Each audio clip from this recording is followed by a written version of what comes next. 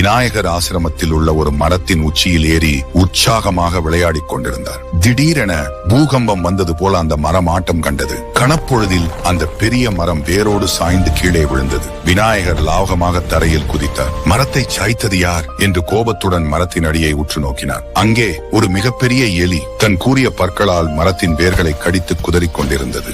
ஆசிரமத்தின் அழகிய மரத்தை சாய்த்த அந்த எலியின் செயல் விநாயகருக்கு கடும் கோபத்தை உண்டாக்கியது. அந்த எலியை தண்டிக்க முடிவெடுத்த விநாயகர் தன் கையில் இருந்த பரசு எனும் ஆயுதத்தை அதை நோக்கி ஏவினார். ஆயுதத்தின் ஒளி கண்டு மிரண்டு போன அந்த எலி உயிருக்கு பயந்து வளைக்குள் புகுந்து ஓடத் தொடங்கியது. ஆனால் விநாயகரின் ஆயுதம் விடுமா?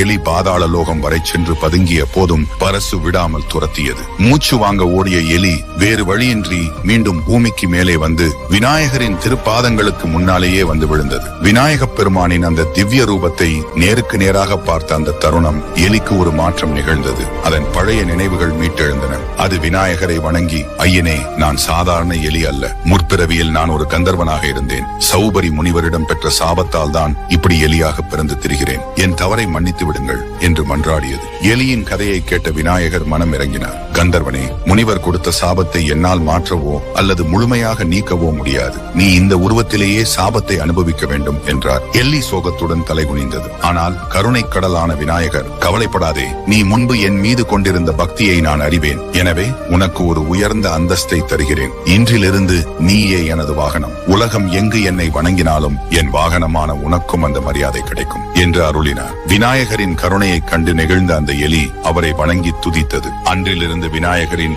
மூஷிக வாகனன் ஆனார். உங்களுக்கு விநாயகரை பிடிக்கும் என்றால் ஒரு லைக் செய்து ஓம் கம் கணபதியே நமः என்று கமெண்ட் செய்யுங்கள்.